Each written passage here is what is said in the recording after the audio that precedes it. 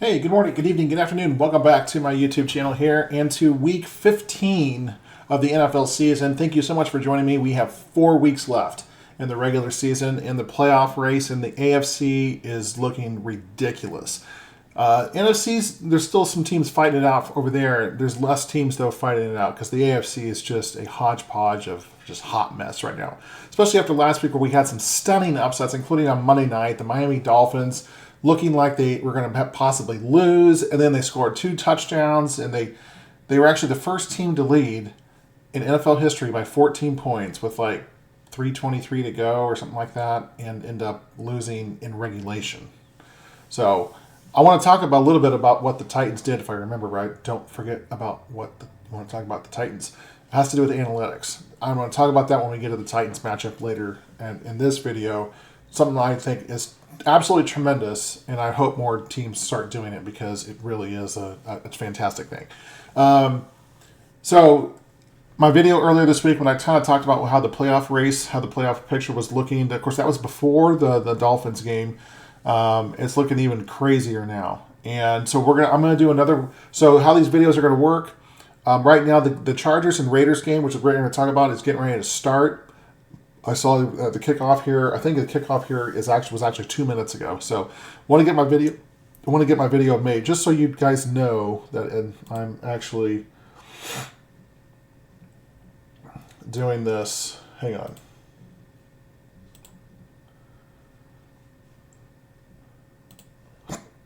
Okay. It's at 12:11 in the first quarter. Okay. Normally I like to make these videos on Wednesday. It is Thursday. But this way you can see nothing's happened in the game. So there's any shenanigans here. Okay. We got a lot to cover tonight, and I want to try to keep this video a little shorter than I normally do, but you know me, I sometimes like to talk. So here we go. Oh, let's also move the camera down to the corner. It works better when it's down here. Okay, here we go. First game of the week, Chargers and the Raiders. These teams are going, I almost said in opposite directions. They're actually going in the same direction. They're both going down the toilet. The Chargers just lost Justin Herbert for the season, so any slim hopes they had at the playoffs, I think, are toast. Chargers have been a massive disappointment this year, like they are every year.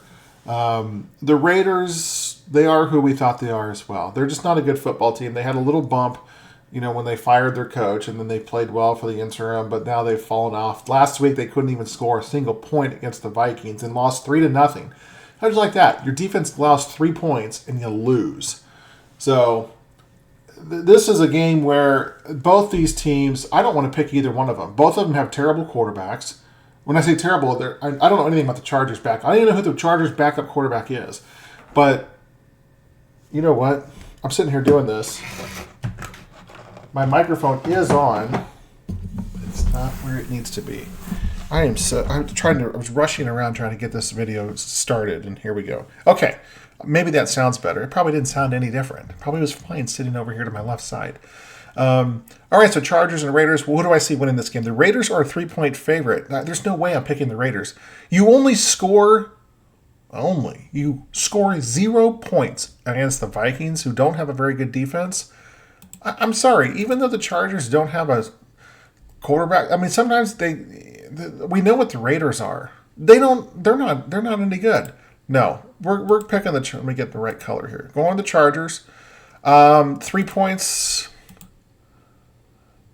I'm going to go ahead and take the Raiders to cover that 3 points on the line. No, I'm sorry. The Raiders are the favorite, not the underdog, Matt. What am I doing? I'm such a moron. Take the favorite to cover with a loss. What am I doing? This is why nobody watches this channel, because I'm an idiot. All right, yeah, we're taking the Chargers to win straight up as an underdog. So it doesn't matter how many points they win by. They just got to win by 1, and that'll do it. Line at 36.5. That should tell you what Vegas thinks of these two teams. Next. All right, here we go. Vikings taking on the Bengals. The Bengals have really turned it around ever since Joe Burrow got hurt. Jake Browning has performed very well, much better than I thought he would. Now, that being said, they've faced some pretty bad defenses. They're facing a defense that I don't think is that good, but the Vikings, I mean, they've played better than their record indicates. As you look here, they've pushed two on against the spread, and the other ones they're 7-4. So they've actually performed fairly well against the spread. It opened at 4.5, and now it's at 3 points in favor of the Bengals. I think they're getting that bump because they're at home. Since they are a 3-point favorite and they are at home, what this is telling me is this is like a pick 'em. I'm actually going with the Vikings here. Vikings are trying to rebound. They've benched Josh Dobbs. They're going to, I can't remember the guy they're going to, but I'm still going to go with them. I'm going to go with them to pull the upset here. I think the Bengals facing a better defense. I think it's going to be a very low scoring game. Vegas has got it here at 40.5. I would take the under all day long. I see this as like a 13-10 type of game. Jake Browning he's gonna get a bump from playing at home, but look, he's had the benefit of playing some defenses that are not the greatest. I think with Indianapolis last week. This is not me wanting the Bengals to lose.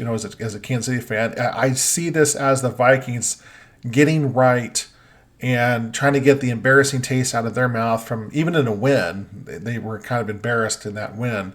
And I think they still have a lot to prove, trying to get to the playoffs there. So I'm actually taking the Vikings as an underdog on the road in this game. That just means if they hold it within 3 points, I still win against the spread. Steelers taking on the Indianapolis Colts. So the Steelers, when they were sitting at 7-4 and looking really good with games against Arizona, and who did they play last week? Who was that? Oh, New England. So they've had 2 straight weeks where they played probably the 2 worst teams in football, and they lost both of them. So what does that make the Steelers? Does that make them the worst team in football? Well, probably not. But normally, even with Pittsburgh and the struggles on offense, they've only had one really good game, and that was the week after they fired Matt Canada. And they've regressed in the last 2 weeks since then under interim offensive coordinator, whoever it is. I don't even know who it is. The thing with the Steelers, though, is that T.J. Watt, as of today, is still Thursday on December 14th. He is still in concussion protocol. T.J. Watt was my dark horse candidate to win the MVP this year in the NFL. I don't think it's going to happen now. That he's probably going to miss this week. If he misses this week, I think Gardner Minshew can do enough to beat the Steelers. I'm just not sold on the Steelers' offense doing anything when they don't have Kenny Pickett, who I'm not that fond of as a quarterback. They have Mitch Trubisky. I mean, they're 2 of the biggest draft disappointments in NFL history, in my opinion. So I'm going to go with the Indianapolis Colts to get the win here, and I'm going to take them on the over 1.5. Next, coming up, you got the Denver Broncos taking on the Detroit Lions. Now, Detroit has really struggled recently. They've been punched in the mouth. Ever since the Thanksgiving Day game. Now they sit at 9-4. They're still leading their division, but there's some doubt creeping into people's minds. Is like, are they as good as we thought they were? When they started the season by beating Kansas City. Now, Denver, on the other hand, pulled off that 5-6 game winning streak, and then they lost, and they won again last week. So they're one of like 5 or 6 teams in the AFC sitting at 7-6. Now going on the road here, Detroit, obviously they play better at home in a more controlled environment. I see a lot of people actually picking the Broncos in this game, including Tom Grossi, who I value his opinion greatly. I don't see it here, though. I think this is a get-right game for the Lions. The Broncos' defense is playing a lot better recently. It's not as bad as it was earlier in the season when they gave up 70 to the Dolphins. But I'm going to go with the Lions here to win at home. I am going to go ahead and take the points, though, or I'm going to take the points on the Broncos side. I think Detroit wins this game like 27-24, 27-23. I think it's going to be a game like that. So give me the Broncos to hold it close, but give me the Lions to pull out a win. Then on Sunday, you've got the Chicago Bears taking on the Cleveland Browns. The Bears have a little bit of hope. They're sitting at 5-8. Their against the spread is 6-6-1. The Bears maybe aren't as bad as people think they are, but they still have a guy who plays at quarterback in Justin Fields, so you just never know what you're going to get in this guy. Cleveland is on their 4th quarterback of the season, but they still have a tremendous defense, and Myles Garrett is there. I especially with Cleveland being at home, if the Bears find a way to win this game, I think it's possible that they could have some hope there to finish 9-8. And I do think 9-8, right now, the way the math is going, 9-8 will probably, at least the top 9-8 team in the NFC will probably get that 7th spot in the playoffs. So there is an outside shot that the Bears could make the playoffs if they ran the table. But I think that for the Bears' sake, they'd be better off just going ahead and losing the rest of their games to try to secure that draft pick, because they have 2 picks in the top 5, potentially. Cleveland, on the other hand, I like what they're doing on defense. Their offense, though, you just never know what you're going to get with them. The Bears' defense has been playing a lot better. I am going to go with Cleveland here to get the win at home, and I'm going to actually take them to cover the 3 points. I think the Bears, they're whatever little slim hope that they have comes crashing down this weekend. Next, you've got the Tampa Bay Buccaneers taking on the Green Bay, as Tom says, the mother-loving Packers. I don't say that because I'm not a Packers fan. But the Buccaneers taking on the Packers. When I was a kid, I used to love it when these two teams played because I was like, well, the Bays are playing each other. So both teams they both have Bay in their name. They're both 6-7. And they have wildly different aspirations on the season. The Packers are just trying to survive and get a wild card spot. Tampa Bay is actually thinking they're going to win the division. That's how bad the NFC South is. The Packers, I don't get the Packers. They look like world beaters beating the Chiefs. And then last week, they on Monday Night Football against the Giants, looked like they had the game won, and then they allowed Tommy DeVito. What are we talking about here? They allowed Tommy DeVito to go right down the field on him and get a game-winning field goal. So you never know what you're going to get with Jordan Love. I don't think Jordan Love is a consistent quarterback. I think he has games where he can be really, really good. Tampa Bay, they did pull a win out last week against Atlanta, which was huge for their season. They're now de facto the top seed in that division, even though they're all 6-7. I'm going to go with the Packers to get a win here at home and to cover the 3.5 points. I'm not a big believer in Baker Mayfield. I'm not really a big believer in Jordan Love either. But I saw the Packers with my own eyes, unfortunately enough, on television against the Chiefs. I'm going to go with the Packers. Next, we've got the Houston Texans taking on the Tennessee Titans. Now, the Texans have kind of fallen off a little bit as well recently. And the Titans, you just never know. With Tennessee, they've... I was really impressed with Will Levis and his poise and composure down the stretch in that game. Looked like they had just given the game away to Miami, and then for them to come back and get 2 touchdowns in 3 minutes. And what I wanted to talk about was their decision. Real quick in this game, before we go too much further, I'm going to pick the Titans to beat the Texans here. I'm going to pick them to win by more than 3 points as well. What the Titans did, to me, was absolutely masterful.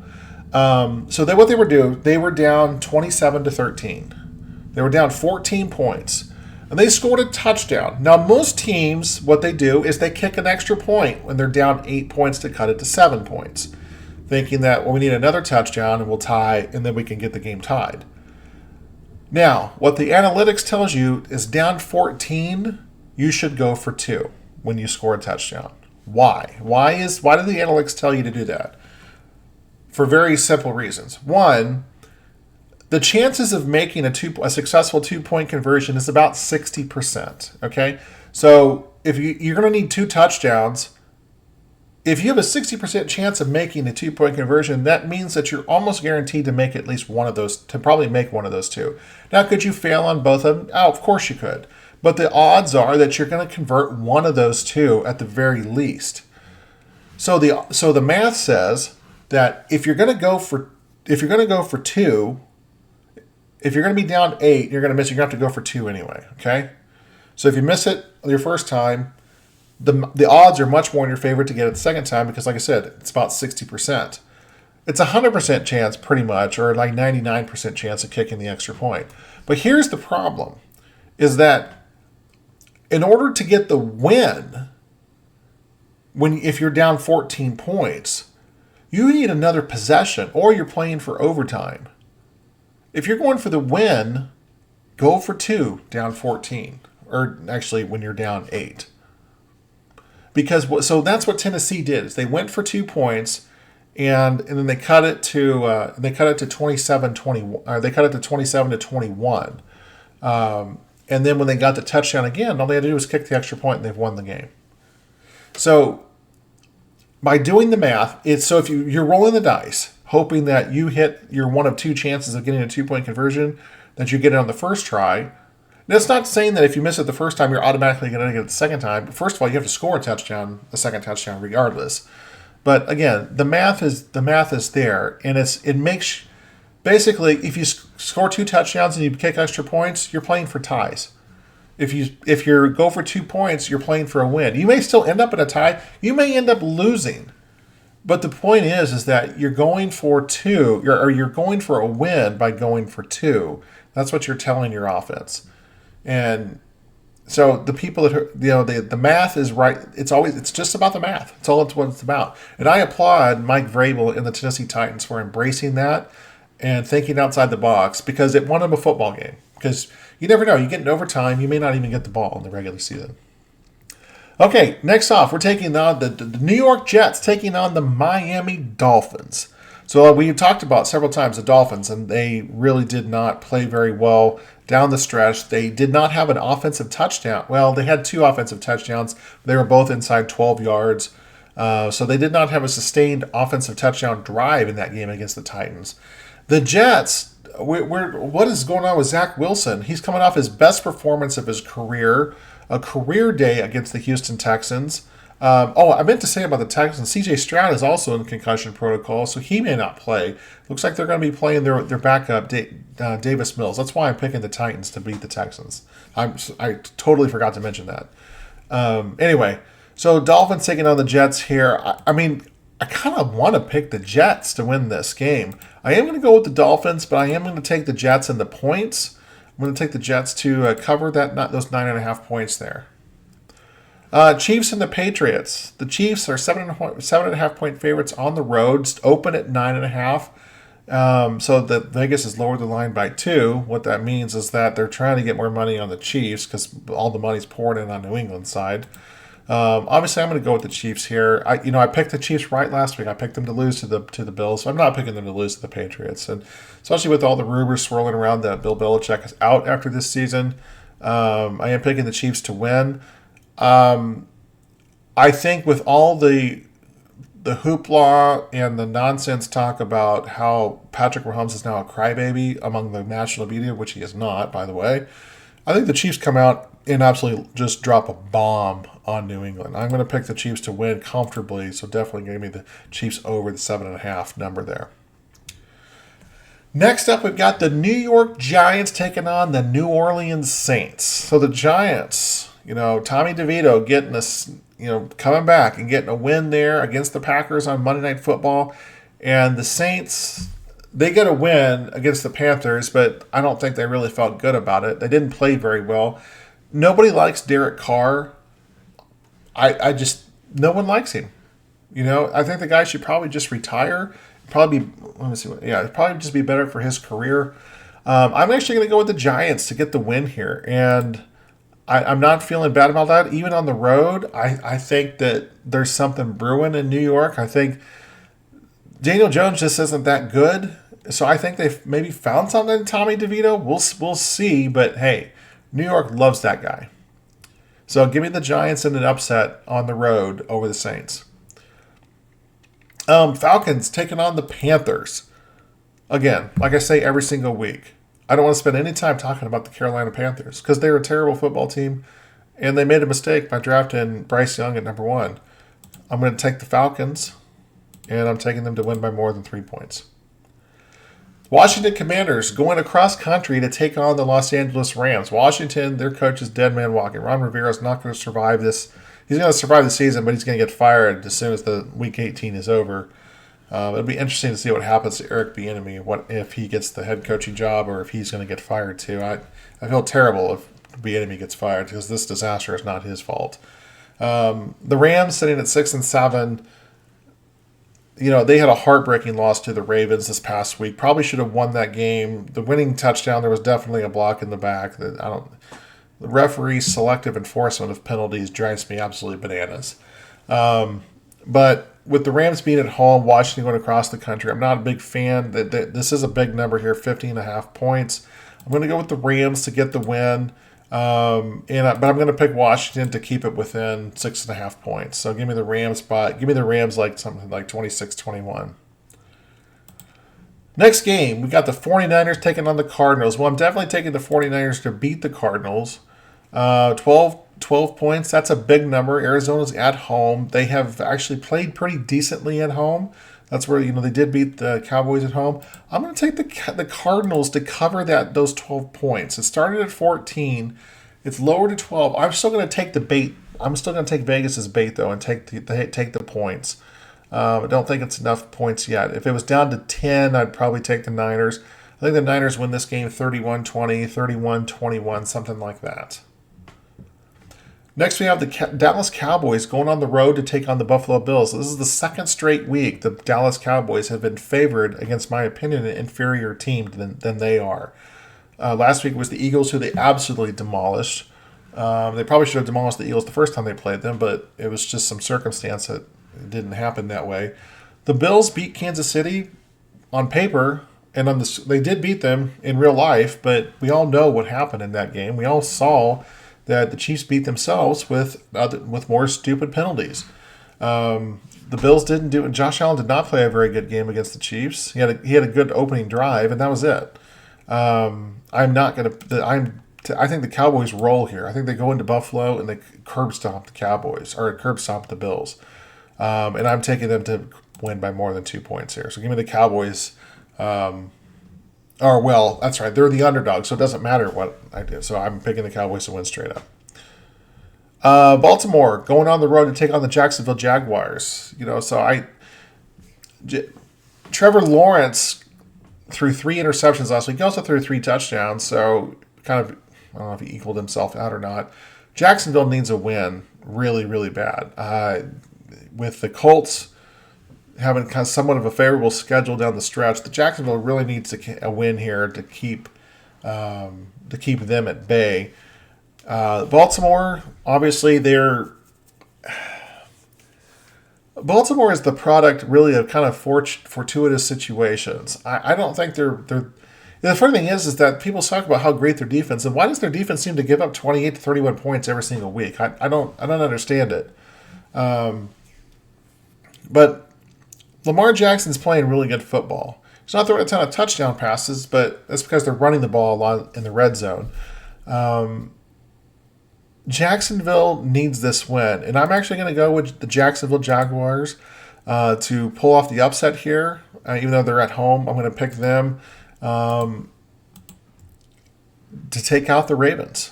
I think Trevor Lawrence has one more week of letting his ankle heal up, and like I said, he didn't look 100% last week against in their. Who did they play last week?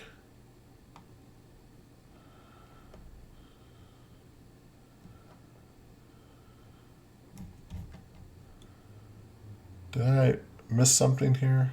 There they go, Cleveland.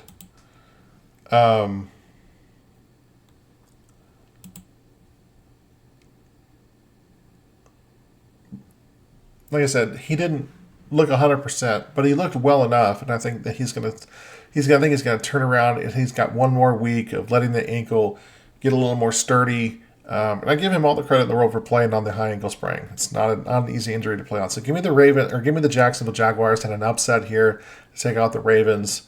Look, you can't sleep on any team. You can't just think, oh, well, that team's quarterback's hurt. They're going to win easily. And then the final game of the week, the Philadelphia Eagles going across country to take on the Seattle Seahawks. Seattle is a team that they had high aspirations this year that they would challenge the 49ers for the NFC West. That's obviously not happening. Geno Smith looks like he's out again. Drew Lock's going to play as their quarterback. Look, I like Drew Lock. I mean, not only is he a Missouri Tiger, but he's a Lee Summit Tiger too. And so he and I have the same roots. And he went to my high school. I mean, we have a lot in common, other than the fact that I'm not an NFL starting quarterback, but I play one on YouTube. The Eagles here, Eagles were 10-1, and they've had 2 embarrassing losses. They should have lost the Chiefs. They really, honestly, the Eagles, right now could be 7-6 or even 8-5. They've been really fortunate in some of their wins. I think some of that's now catching up to them. I do think that they are going to win this game. I think Seattle is living on borrowed time. I'm going to take the Eagles to win. I'm going to take them to cover the 3 points as well. I think they get back on the winning track here, get to 11-3, and then that leaves them with 3 games left, and 2 of them are against the Giants. And if both the Eagles and the Cowboys finish at 14-3, the Eagles will win that division because of conference record, because they'll both be tied at 5-1 in the division, but the Eagles will only have 2 losses in the conference, while the Cowboys will have had 3. So it'll be tough. But the Eagles or the Cowboys, one of those teams is going to be the 1, and the other one's going to be the 5. Man, I mean, the Cowboys were the 5 last year, and they won a game. They won down in Tampa in the wild card weekend, but then they lost to San Francisco. In that second weekend, where of course all that we remember about that game was how it ended with running back Ezekiel Elliott taking a snap with no blockers. It's such a weird thing. What were they thinking? I think sometimes coaches try to outsmart themselves on some of those plays. So anyway, so those are my picks here. Let me know what you think about it. If you like these picks, hey, give me a thumbs up. Leave a comment down below. Let me know what you think. It does help the channel out. I want to try to get this out to more people. Maybe grow the channel a little bit. So we're talking more NFL. I'm gonna put out probably 2, maybe 3 videos a week as we get down the stretch here at the end of the season. Of course, you guys, those of you who have been around the last couple of years, we know what I do is I do Madden simulations during the playoffs, which means I need to pick up the new copy of Madden. So hopefully it'll be on sale around Christmas time. We're coming up in about a week and a half, because I hate paying full price for a game that's just a glorified roster update. So anyway, if you like this video, hey, please give it a thumbs up. Consider subscribing to my channel for more content, and I will talk to you later. Have a great day.